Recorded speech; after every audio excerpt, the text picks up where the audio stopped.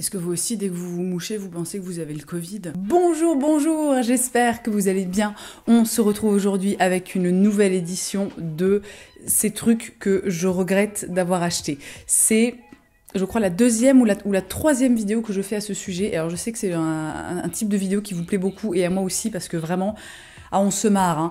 On se marre, mais alors c'est le genre de truc, si tu veux, vaut mieux en rire qu'en pleurer, hein, parce que vraiment, j'achète des trucs, des fois, t'es là, ah oui, quand même. Donc je vais commencer... Je ris déjà parce que vraiment, vous allez tellement vous foutre de ma gueule, ça va être épique. Donc je vais commencer avec ceci. Voilà, alors vous dites, mais qu'est-ce que c'est? Hein, des petits... Bon, on ne sait pas. Quand j'étais enceinte de mon fils, donc c'était mon premier fils, hein, comme mon premier enfant était une fille, c'était mon premier fils. Voilà, donc vous savez, alors c'est bon, ça reste un bébé, mais t'as quand même ce truc où tu te dis, ah, c'est un garçon, tout ça, je ne connais pas, je suis un peu perdue, étant moi-même une femme, bon bah voilà, tu vois. Et je ne sais plus où j'entends parler de ces petites choses qui sont des caches zizi. Alors, c'est-à-dire... Alors vraiment, si vous n'avez pas d'enfant, vous allez vous dire, mais cette personne est complètement folle. Bah, peut-être même que si vous en avez, vous allez vous dire ça. Et je ne vous en voudrais pas, hein, sachez-le. Pour m'expliquer, en gros, vraiment, quand les petits garçons sont tout petits, tout bébés, souvent quand tu les changes, il y a une espèce de réaction, je crois. Le froid, ça fait que, en gros, ils font pipi. Donc ça, c'est pour, en gros, quand tu les changes, tu vois, tu enlèves la couche, tu poses ça sur leur zizi, comme ça, s'ils font pipi, eh ben t'es pas aspergé, parce que non, mais c'est ça aussi la différence, au bout d'un moment, qu'il faut pas oublier entre le sexe féminin et le sexe masculin, c'est que une petite fille quand elle fait pipi, alors, combien de personnes ont déjà quitté cette vidéo? Non mais vraiment, restez, je vous assure, on va bien rigoler, et peut-être que même vous allez découvrir des trucs, vous allez vous dire, mais non, attends, c'est pas nul du tout. Non, vraiment, restez. Et puis tant que vous y êtes, lâchez-moi un pouce, juste pour me montrer votre soutien, s'il vous plaît, hein, parce que vraiment, j'en ai besoin. Et puis n'hésitez pas à vous abonner aussi. Quand même, voilà, la différence, c'est que les petites filles, quand elles font pipi, ça coule directement, soit dans la couche qu'on vient d'enlever, ou dans la nouvelle, ou sur le tapis allongé, les trucs comme ça. Les petits garçons, en fait, tu te fais asperger d'urine. Donc, qui a envie d'être aspergé d'urine? Absolument personne. Donc, je me dis, mais c'est super, je vais acheter ça, quelle trop bonne idée. Alors, comment vous dire que vraiment, littéralement, on a utilisé... Alors, j'en ai en plus, là, je vous en montre deux. Mais j'en ai un petit paquet. Donc, j'en avais acheté 1, 2, 3, j'en avais acheté 6. Voilà, autant vous dire que j'ai dû en utiliser 1,5. Donc ça, c'est pas un très gros regret. Parce que ça ne coûtait pas très cher. En plus, j'avais acheté ça à une petite créatrice sur Etsy, donc je me dis, franchement, tant mieux. Au moins, j'ai donné mon argent. Le truc est inutile, mais j'ai donné mon argent. Tu vois, j'ai un sentiment quand même d'utilité qui découle de cet achat, mais néanmoins, vraiment... Non mais les gars, en fait, n'achetez pas ça. C'est comme ça, en fait, quand on a un petit bébé, au début, il y a des chances pour que tu te retrouves nappé d'urine, nappé d'excréments. Ça fait partie du package, les gars, donc... Non mais voilà, quoi. Le deuxième truc que je regrette d'avoir acheté, c'est le Dyson V11 Animal, qui est l'aspirateur, en fait, un des derniers aspirateurs sans fil de Dyson. Alors, bon, là, on n'est pas sur un truc où... Enfin, le regret, si vous voulez, est mi-fugue, mi-raison. Hein, c'est-à-dire qu'en fait, au départ, on a acheté cet aspirateur parce que c'est pratique, en fait, d'avoir un aspirateur sans fil. Nous, par exemple, notre cuisine... alors, j'adore ma cuisine, mais alors vraiment, les gars, le carrelage blanc, mais la pire idée. La pire idée. Alors si je pouvais refaire les choses, je ne ferais pas les choses différemment parce que vraiment c'est extrêmement beau et c'est exactement ce qu'on voulait et je suis ravie. Mais alors vraiment c'est sale absolument tout le temps. C'est-à-dire que tu passes l'aspirateur, tu passes la serpillière et littéralement 3 minutes après, tu sais, c'est genre limite, tu sais, tu te retournes comme ça. Et tu reviens, ton carrelage est déjà sale. Hein, c'est-à-dire que vraiment, tu vois tout, tu vois les cheveux. Moi qui perds tout le temps mes cheveux, alors il y a des cheveux partout. La moindre tache, le moindre truc, c'est quand tu remplis le lave-vaisselle qui se renverse sur le carrelage. Voilà, ça fait des taches, t'as tout le temps des minousses de poussière qui s'accumulent dans tous les coins. En soi, cet aspirateur fonctionne très bien. Moi, personnellement, j'ai pas grand-chose à lui reprocher. Je sais que quand il est sorti, il y a beaucoup de gens qui se sont plaints de cet aspirateur parce qu'en fait, ils pensaient qu'il avait assez de batterie pour pouvoir faire en fait tout le ménage de leur intérieur. Ce qui en fait n'est pas du tout possible. Après, si tu veux vraiment aspirer à fond et que tu passes sur le mode genre full power méga max, et là si tu veux, je crois que la batterie tient genre même pas 30 minutes, un truc comme ça, donc ou 15 minutes, enfin bref, un truc vraiment ridicule où tu te dis, mais les gars, en fait, faut pas faire ça. Je veux dire, je veux dire, quand il passe l'aspirateur chez soi, qui ne passe l'aspirateur que 15 minutes? À un moment, bon, voilà. Donc nous, en l'occurrence, c'est un aspirateur qu'on utilise vraiment en appoint et dont on ne se sert pas pour vraiment faire notre ménage et aspirer tous les sols chez nous. Je sais plus exactement quel modèle on a, mais il me semble qu'il coûtait quand même genre entre 6 et 700 euros. Donc si tu veux, c'est pas... Enfin, je sais pas, quoi. Tu achètes un aspirateur à ce prix-là, tu te dis, bon ben, qu'il aspire, au moins que je puisse faire mon ménage, hein, s'il vous plaît. C'est possible? Bah, non? D'accord, ok. Et pour en revenir à mes regrets, alors je vous l'ai dit, c'est pas un regret où vraiment je me dis putain j'aurais jamais dû acheter ça, c'est vraiment de la merde, parce que nous concrètement on s'en sert, on est content de l'avoir, c'est très utile, mais vous voyez dans ma cuisine, qui est l'endroit où on s'en sert le plus et où le carrelage est blanc, eh bien j'ai découvert il y a quelques mois qu'il existait un truc qui aurait été mais tellement plus parfait que cet aspirateur hors de prix, c'est les aspirateurs et balais vapeur en même temps. Alors je sais pas si vous vous rendez compte, c'est-à-dire que tu prends ton truc, je crois que c'est pareil, c'est sans fil, alors il doit exister plusieurs modèles, mais genre c'est sans fil et en fait, ça aspire et ça nettoie en même temps. Et alors, c'est vraiment le truc mais qui serait absolument parfait pour nous. Parce que si vous voulez, parfois, t'as fini de passer l'aspirateur dans la cuisine. Alors, c'est bien, t'as plus des petits minous, des petits cheveux qui traînent de partout. Mais par contre, t'as des énormes taches absolument, voilà, dans toute la cuisine. Bref, tout ça pour dire que je ressens quand même une pointe d'amertume par rapport à cet aspirateur. Je pense qu'avec cet aspirateur, je suis totalement tombée un peu dans le panneau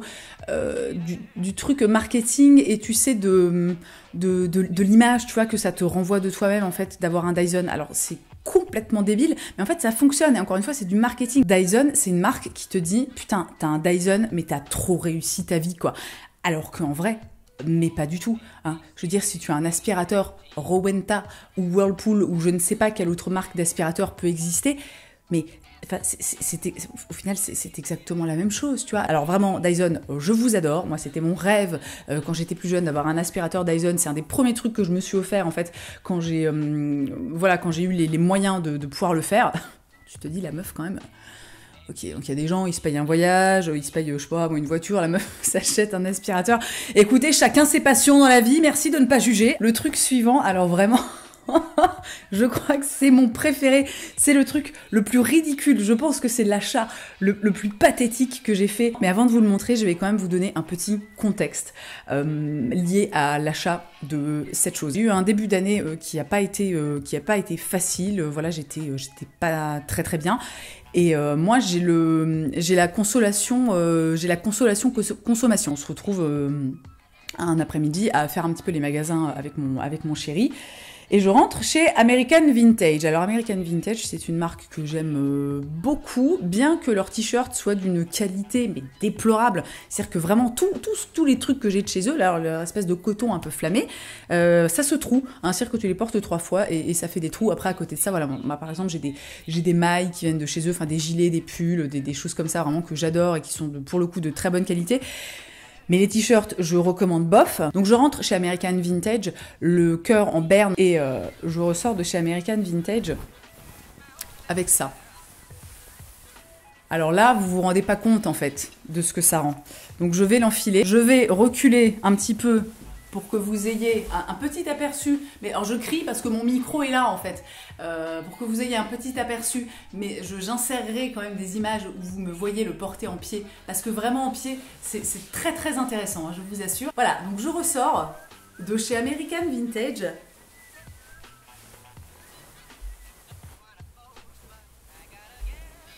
Avec un putain de kawaii rose bonbon. Voilà, hein, c'est-à-dire que vraiment, le truc, je l'essaye. Alors, il existait dans d'autres couleurs, hein, tu vois, mais moi, je me dis, non, rose, c'est bien.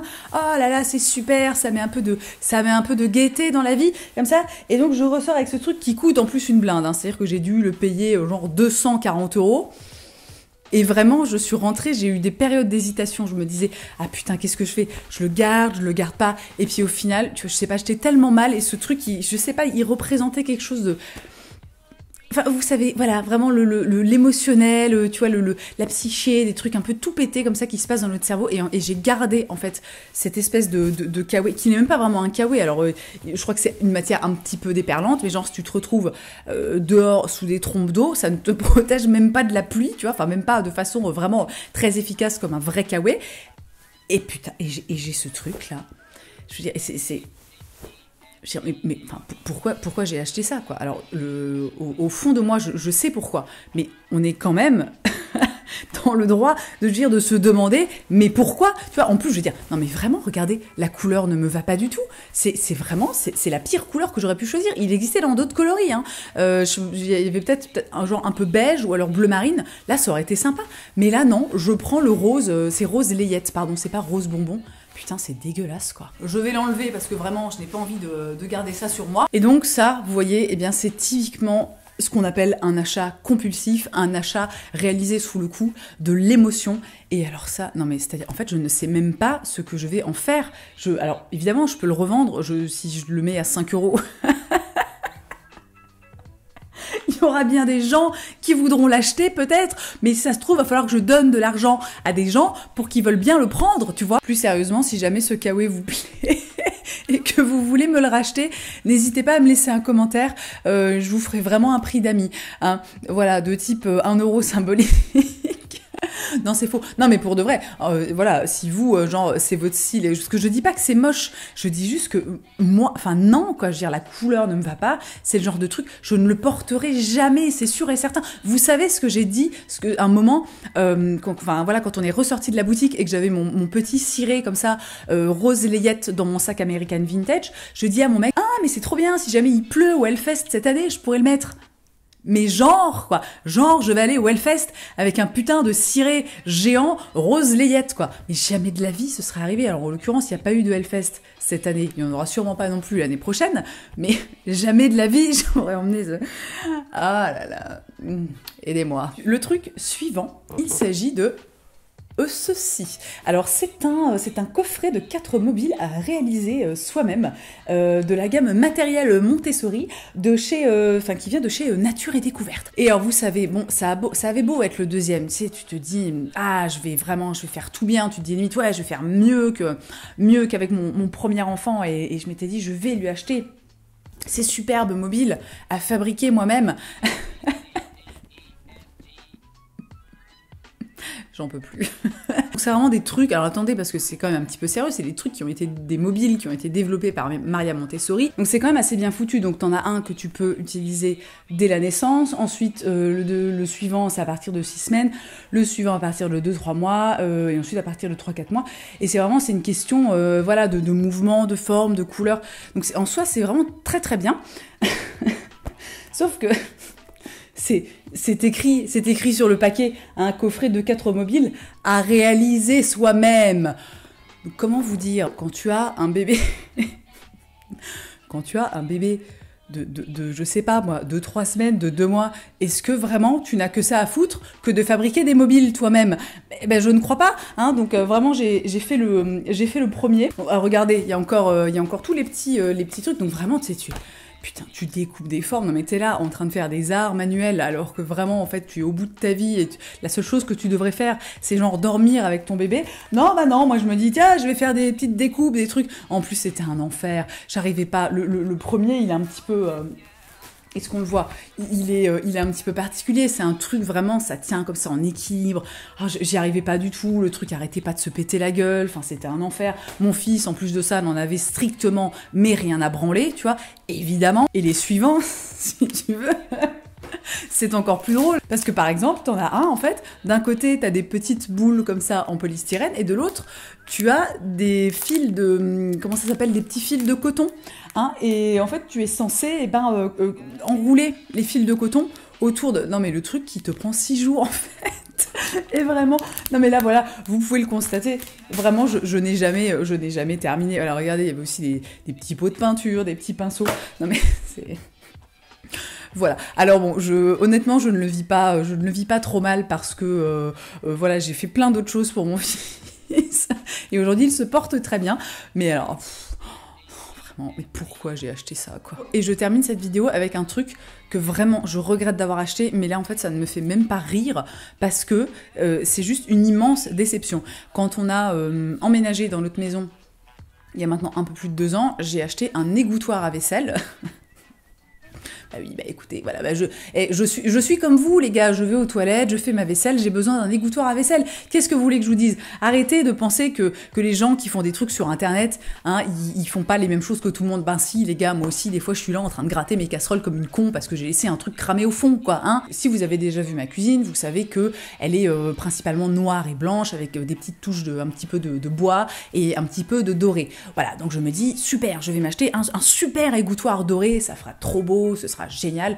Donc j'achète cet égouttoir de la marque Present Time pour la modique somme de environ 50 € quand même. Alors 50 € l'égouttoir à vaisselle, oh si tu veux, il ne se mouche pas du coup. Donc je reçois mon égouttoir, donc pendant 2 ans, eh ben, écoutez, on lave de la vaisselle, on se sert de l'égouttoir à vaisselle, et il y a quelques temps, je regarde comme ça mon égouttoir, tu sais, et là je me rends compte qu'en fait le truc est en train littéralement de rouiller. C'est-à-dire qu'on te vend quelque chose pour faire sécher des trucs qui sont mouillés et la chose en question rouille. Mais what the fuck, quoi. Je veux dire, qu'est-ce qui se passe dans la tête de ces gens pour pas... Non mais, je veux dire, non mais c'est incroyable parce qu'en plus, nous, on fait même pas beaucoup de vaisselle à la main, tu vois, c'est vraiment, on a un lave-vaisselle, tout ça, nous, on en a rien à foutre, on fout tout dans le lave-vaisselle, les casseroles, les poêles, tout ce que tu veux. Putain, au bout de 2 ans, le truc est rouillé. Non mais c'est-à-dire que là, au bout d'un moment, je vais m'en débarrasser. Je sais pas, moi je le garde encore 6 mois et je le jette, quoi. Tu vois, parce que... Mais ça, alors ça vraiment, je ne comprends pas. Et là, pour le coup, ça m'énerve quand même un petit peu parce qu'on te vend un truc qui coûte quand même 50 balles. Donc putain, c'est pas rien, 50 balles pour un putain de truc de merde pour faire sécher la vaisselle, tu vois. Et au bout de 2 ans, le truc est rouillé. Donc vraiment, si vous croisez cet égouttoir à vaisselle et que vous vous dites « Oh, il est trop beau !» ou même un autre égouttoir à vaisselle de cette marque, alors vraiment, je ne recommande, mais pas du tout, quoi. Je veux dire, moi, avant ça, dans mon ancienne maison, j'avais un égouttoir à vaisselle que j'avais payé genre 8 € chez Ikea.